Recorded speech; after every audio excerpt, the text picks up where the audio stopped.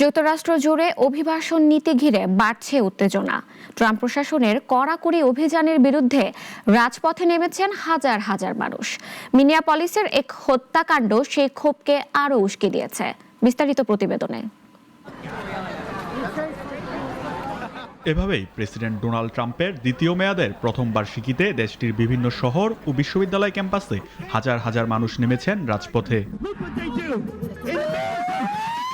মঙ্গলবার ২০ জানুয়ারি শ্রমিক, শিক্ষার্থী ও মানবাধিকার কর্মীরা একযোগে বিক্ষোভে অংশ নেন ট্রাম্প প্রশাসনের কড়াকড়ি অভিবাসন নীতির বিরুদ্ধে। এই বিক্ষোভ নতুন গতি পায় মিনিয়াপলিসে ঘটে যাওয়া এক মর্মান্তিক ঘটনার পর।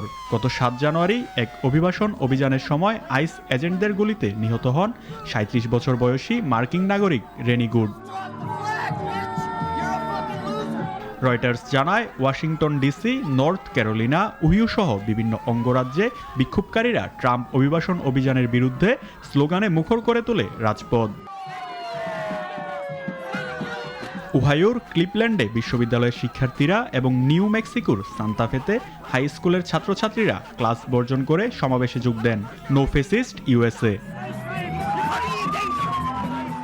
তাদের দাবি, অমানবিক বল প্রয়োগ বন্ধ করতে হবে আইস সন্ত্রাস। বিক্ষোভকারীরা অভিযোগ করেছেন, ট্রাম্প প্রশাসন জনমত উপেক্ষা করে লক্ষ লক্ষ মানুষকে বিতাড়নের যে পরিকল্পনা বাস্তবায়ন করেছে তা যুক্তরাষ্ট্রের মানবিক ও গণতান্ত্রিক মূল্যবোধের পরিপন্থী।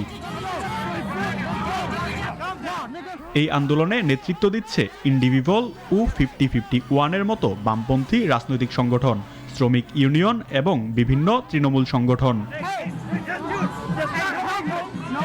তারা বিশেষভাবে প্রতিবাদ জানাচ্ছে টেক্সাসের এল পাসোর মতো জায়গায় অবস্থিত অভিবাসী ডিটেনশন ক্যাম্পগুলোর ভয়াবহ অবস্থার বিরুদ্ধে।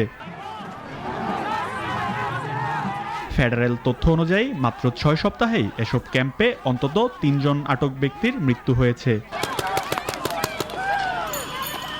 দিনের শুরুতে পূর্বাঞ্চলে শুরু হওয়া বিক্ষোভ সন্ধ্যার মধ্যে ছড়িয়ে পড়ে সান ফ্রান্সিসকো ও সিয়াটল সহ পশ্চিমাঞ্চলের শহরগুলোতে। যদিও ট্রাম্প প্রশাসনের দাবি, তারা কেবল ভোটারদের দেওয়া প্রতিশ্রুতি বাস্তবায়ন করছে। প্রিয়ন্ত মজুমদার, নাগরিক।